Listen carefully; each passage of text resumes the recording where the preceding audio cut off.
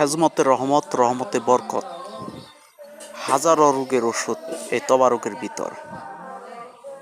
খাজাইনে রহমত পাক দরবার শরীফ, কোটামণি, জামালপুর।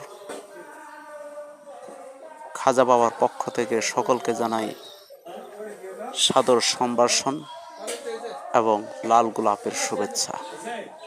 আশা করি সকলেই ভালো আছেন। খাজা বাবার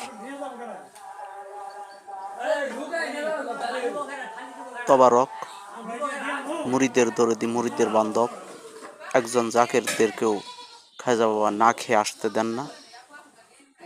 খাজা বাবার তবারক মহব্বত করে আপনারা আসবেন, খাবেন।